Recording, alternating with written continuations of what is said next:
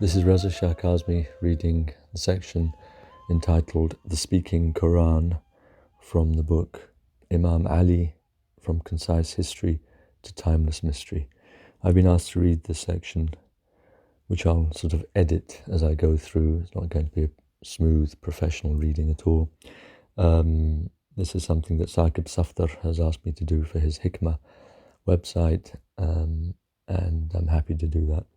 And I dedicate this reading to the memory of my beloved wife, Noreen, who passed away a few months ago.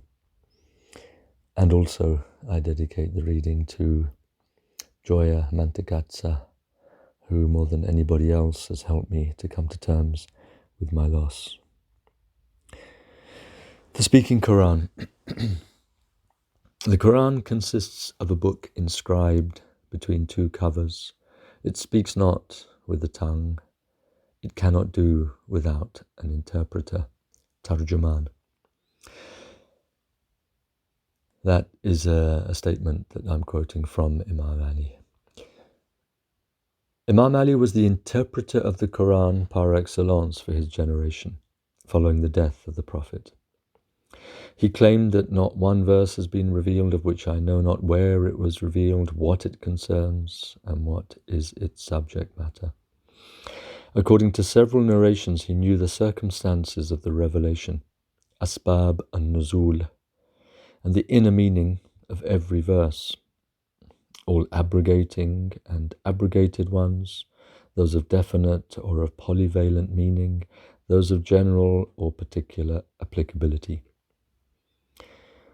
Following and reinforcing the Prophet's teachings, he taught that the Qur'an has a variety of aspects, each verse having 7 or 70 levels of meaning. He claimed to be able to load 70 camels with the pages of a commentary he could give on the Fatiha, the opening chapter of the Qur'an, consisting of 7 verses. This claim is not quite so fantastic as may appear at first sight, given the multiple levels of meaning in each verse of the Qur'an, and given the polysemic nature of the Arabic language, and thus the semantic fields of significance opened up by virtually every single word of the revealed speech. And in the light of the following hermeneutical principle of the Imam, which was to establish an entire genre of exegesis known as tafsir al-Qur'an bil-Qur'an, the explanation or commentary of the Qur'an by the Qur'an. The Book of God, Imam Ali says, is that by means of which you see, speak, and hear. Parts of it speak through other parts, and some parts of it bear witness to other parts. If, therefore, we wish to explore any idea expressed in any verse of the Qur'an, we need to study many other verses which contain meanings and implications having a bearing on that idea. On the one hand, we need to have a comprehensive knowledge of the Qur'an, and on the other hand, we need to exercise our intuition in relation to the potentially unlimited allusions, hints, and intimations, isharat, that each verse and each word of the revealed discourse contains. These allusions fly like sparks from the words and verses in one part of the Qur'an, casting light on nuances of meaning being expressed explicitly or implicitly in other parts of the Qur'an. We are thus plunged into an unfathomably profound and unimaginably intricate nexus of interwoven themes and reciprocally illuminating truths. We see how the Qur'an is indeed a clarification of, quote, everything, 1689. How it contains the seeds of the solution to every conceivable question pertaining to metaphysics, cosmology, spirituality, psychology, ethics, law, and society. How someone like Imam Ali could indeed write camel loads of pages of commentary on just 7 verses of the text. All that exists in the cosmos and beyond it is either expressed or intimated within a matrix of discourse, a revealed tapestry, woven out of principles, images, allusions, symbols, similitudes, and parables, intertwining in infinitely varied patterns. And indeed, we have expounded in this Qur'an every kind of image, similitude, mathal, every kind of similitude for mankind. 1854. Imam Ali was, however, much more than just a commentator and interpreter of the Qur'an. He referred to himself as the speaking Qur'an, al-Qur'an al-Natiq. He made this claim when his opponents at the Battle of Siffin hoisted pages of the Qur'an on their spears, appealing to the word of God for arbitration. Imam Ali was not merely engaging in battlefield rhetoric when he refers to himself as the speaking Qur'an. In another saying, he tells us everything in the Qur'an is in the Fatiha. Everything in the Fatiha is in the Basmala, the formula of consecration, Bismillah ar-Rahman ar-Rahim. Everything in the Basmala is in the Ba, the letter B, and everything in the Ba is in the dot beneath it. And I am that dot. We may be able to understand better what the Imam means by this extraordinary claim to be one with the quintessence of the entire Quran if we take into account his application of the concept of tajalli, self-disclosure, or theophany, the manifestation of God through phenomenal form and spiritual energy. This notion can be complementarily juxtaposed with tanzil, or nuzul, which is the, quote, descent of the Quran. Literally, it means descent, the revelation itself, the bringing into the world of the divine discourse.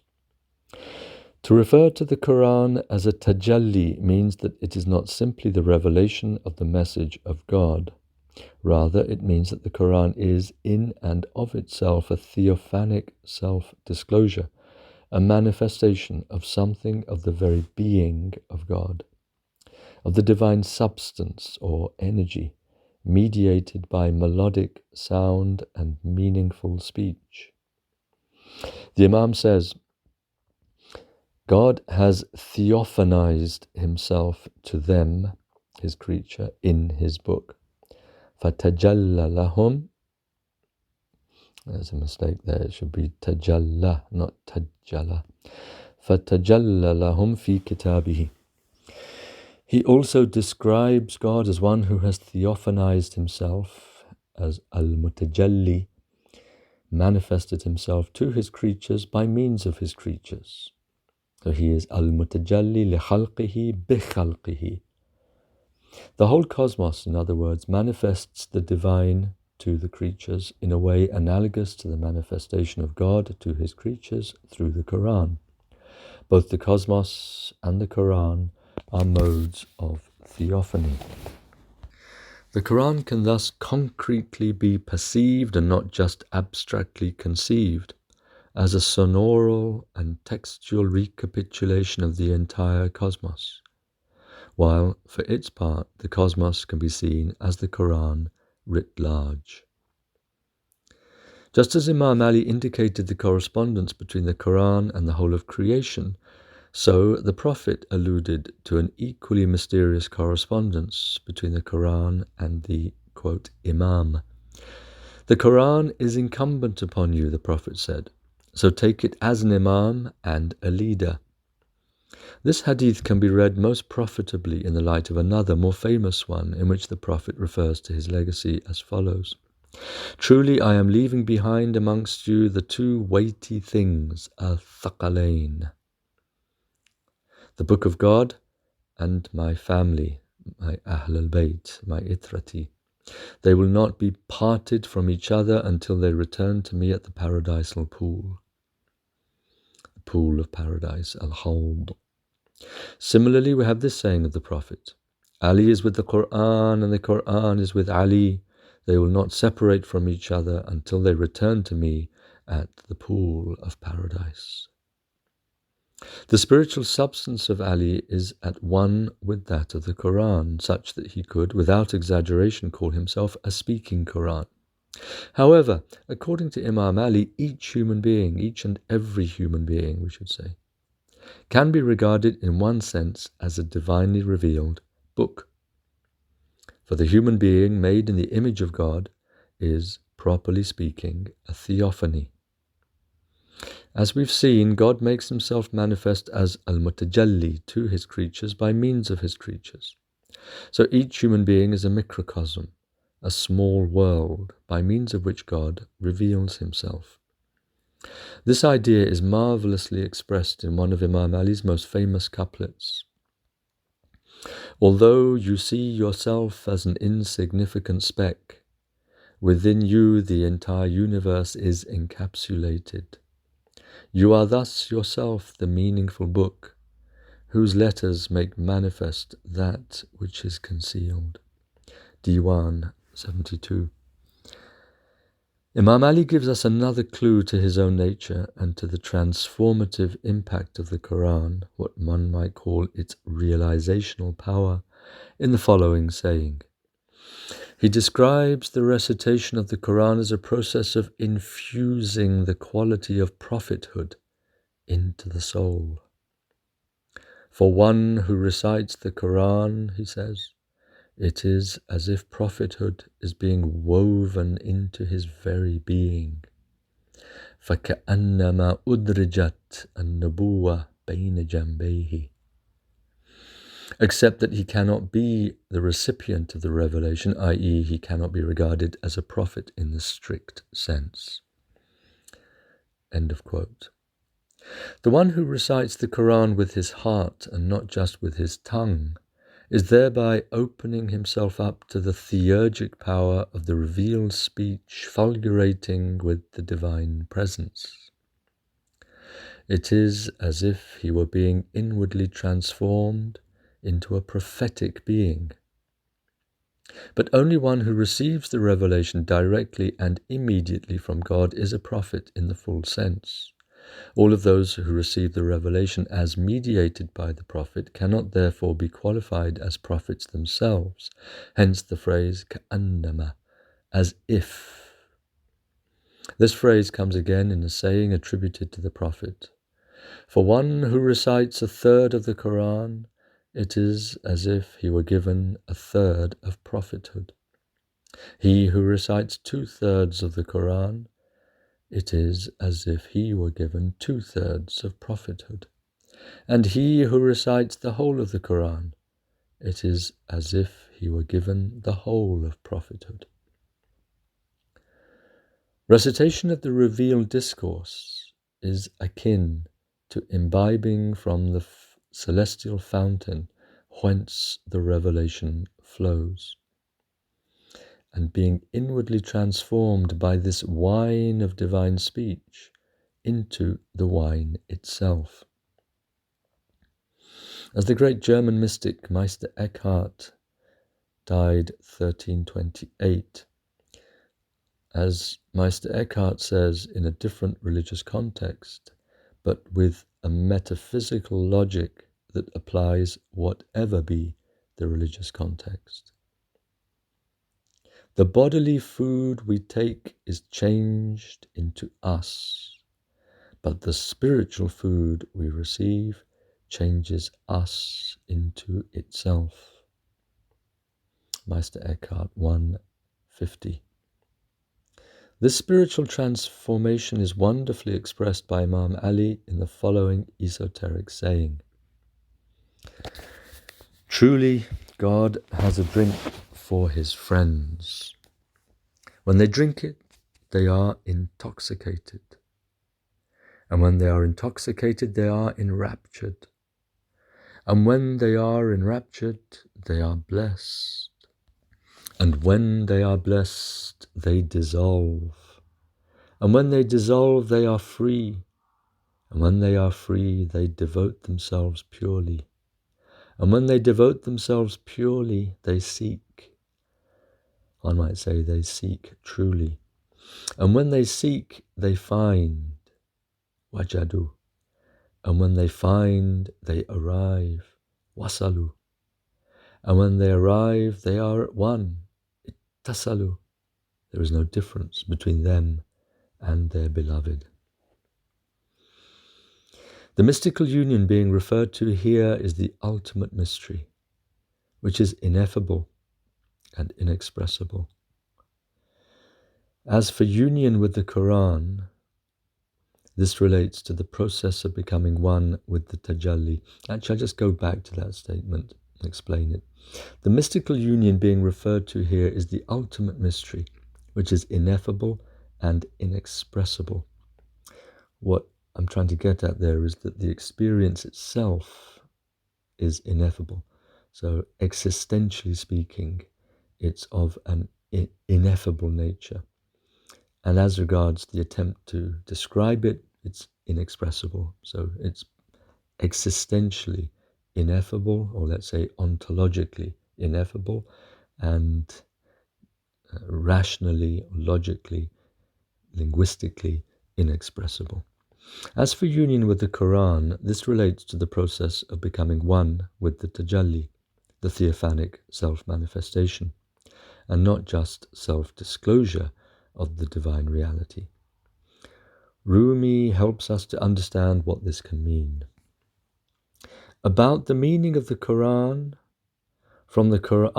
ask about the meaning of the Qur'an from the Qur'an alone. And ask about the meaning of the Qur'an from that one who has set fire to his desires and has sacrificed himself to the Qur'an and is laid low, so that the Qur'an has become the essence of his spirit. The oil that has sacrificed itself totally to the rose. Smell either the oil or the rose as you please. Masnavi 5, 3127 to 3130. Here the distinction is drawn between the form of the human being, the oil, and the essence of the Quranic spirit, the rose. The person who has totally extinguished himself in the divine spirit of the Qur'an is described as one who has set fire to his desires, a vivid description of the state of fana, extinction of selfhood. The scent of the oil is one with the scent of the rose, two different forms, but united by the same essence, the same fragrance, the same barakah, blessing.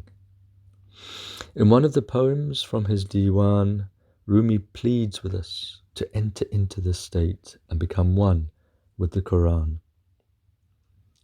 You love me, I'll make you perplexed. Listen attentively. Build less as I ruin you. Listen attentively. If you build hundreds of cells like bees and ants, I'll make you deserted, homeless and alone. Listen attentively. You endeavor that people, both men and women, may become dazzled by you. I intend to dazzle and bewilder you. Listen attentively. Now diminish your recitations, stay silent and have patience, so that I may read and make you identical with the Qur'an. Listen attentively. I should have read it like this. Now diminish your recitations, stay silent and have patience, so that I may read and make you identical with the Qur'an. Listen attentively. Kulliyat 556 to 57, number 2204. What then does it mean to become one with the Qur'an? Rumi gives this answer. When you have fled for refuge to the Qur'an of God, and remember the word Qur'an simply means recitation, so we could equally translate that. When you have fled for refuge to the recitation of God, you have mingled with the spirit of the prophets, Ravan Anbiya. The Qur'an is the states of the prophets, the states of consciousness. The Qur'an is the states of the prophets, Halhaya Anbiya, the fishes of the holy sea of divine majesty. Masnavi 1, 1537 to 38. According to Rumi, Becoming identical to the Qur'an means, among other things, becoming one with the spirit of all the prophets. And this implies assimilating all the states of consciousness of all of the prophets. It is, in other words, to become one with the haqiqa Muhammadiyah, the spiritual reality of the Muhammadan substance to which the Prophet referred when he said that he was a prophet, when Adam was still being molded out of water and clay. This is the same metaphysical reality to which Jesus refers when he said, "Before Abraham was, I am." Gospel of John, chapter 8, verse 58. It is Jesus insofar as he is identified with the Logos, the Word, which was in the beginning, and from which all things were made. Just as the Prophet is describing himself insofar as he is identified with that haqiqah through which creation was manifested. As the Qur'an comprises the spiritual substance and the states of consciousness of all previous prophets, so too does the Muhammadan reality, the batin of nubuwah, the inner dimension of prophethood. The walaya, the sanctity, the holiness, emanating from God as al-wali, the friend, and being manifested through all of God's friends, the prophets and the saints. Ibn Arabi affirms the same principle in a rather elliptical way by saying that the spirit of the Qur'an manifests itself in form not only as the book, but also as the man, Muhammad. He who, among the members of his community who did not live during his epoch, he who wishes to see Muhammad, let him look at the Qur'an. There is no difference between looking at the Qur'an and looking at God's messenger. It is as though the Qur'an had clothed itself in a form of flesh, named Muhammad ibn Abdullah ibn Abdul Muttalib. If we note that the Prophet referred to Ali as being like his very self, it becomes easier to see the way in which the two selves are as one in their common spiritual substance. The walaya, which flowing from God is divine and thus unique in its essence, while assuming infinitely diverse modes and degrees in the forms through which it traverses. The Prophet said to Ali, "You are from me and I am from you." Ali is quite evidently from the Prophet insofar as the immediate source of Ali's sanctity is the walaya coming from God through the Prophet. But the Prophet can also be seen as coming from Ali if we appreciate that the Prophet is speaking symbolically. This is only insofar as Ali symbolizes walaya and he, the Prophet, symbolizes nubuwah alone, without reference to the walaya that nubuwah comprises at its heart. We are reminded here of the Prophet's famous designation of Fatima, Abiha, the mother of her father. For even if the Prophet is always superior to the saint in human terms, and the sanctity of the Prophet is always greater than the sanctity of the saint, nonetheless the principle of walaya takes precedence over the principle of nubuwah. The relationships in question are more clearly seen when we recall that Al-Wali is a name of God, whereas An-Nabi is not. In his Fusus al-Hikam, Ibn Arabi makes this point and tells us that sainthood is the encompassing universal orbit, and this is why it does not end. By contrast, law-giving prophethood and messengerhood, these do come to an end. Walaya pertains to ultimate reality, whereas nubuwah, prophethood, is specific and time-bound, determined by the specific needs and imperatives attendant upon a particular legislative function in respect of a given community.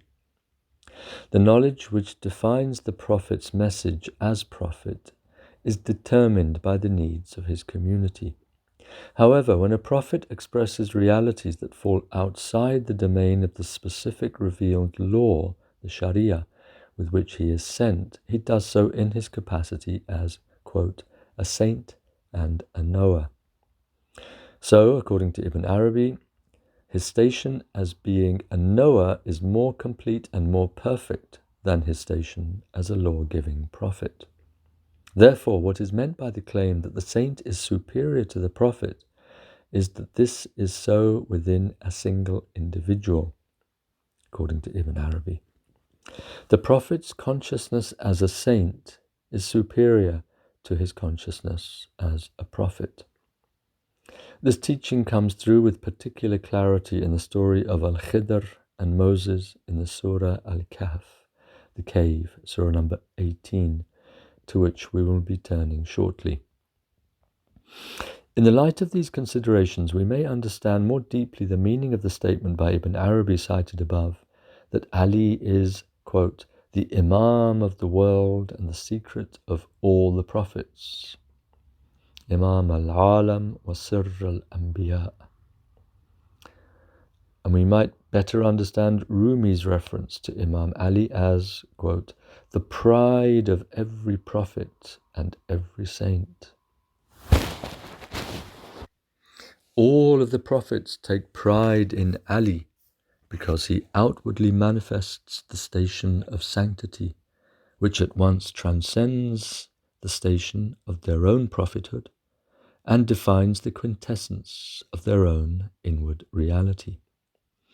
Let's note in this context another allusion to the mystery of Imam Ali from a Persian commentary on one of the most important early manuals of Sufism, the Kitab al-Ta'arruf li-Madhhab Ahl al-Tasawwuf by Abu Bakr al-Kalabadi. He writes about the 5 founding fathers of Sufism, Imam Ali, his 2 sons, Imams Hassan and Hussein, then Imam Ali ibn al-Hussein Zain al-Abidin, and Imam Muhammad al-Baqir. In his commentary, Abu Ibrahim Mustamli Bukhari says that Ali is, quote, the secret mystery of the Gnostics, Sirr Arifan, and asserts that the whole Muslim community agree that he represents the breaths of inspiration of all the prophets, and Fas Payghambaran, cited by Lenny Lewison in his book on ethics in the mirror. I forget the exact title, I've just put ethics here, but it's something like Imam Ali in the mirror of Imam Ali and the ethics of Sufism in the mirror of Persian literature, something like that. Page 113. Very, very important article, that. The following saying of the Prophet reveals, at least partially, the way in which Imam Ali can be seen as the pride of every prophet and every saint, and the secret of all the prophets. And I would add here again what Abu Ibrahim Mustamli Bukhari says, that he represents the breaths of inspiration of all the prophets and Fas Payghambaran. So this saying is the one that we will finish this reading with. He is a saying of the Prophet himself, the Prophet Muhammad sallallahu alayhi wa alihi wa sallam. He who wishes to see Adam as regards his knowledge, Noah as regards his obedience, Abraham as regards his friendship with God, Moses as regards his awe of God, and Jesus as regards his purity, let him look at Ali ibn Abi Talib.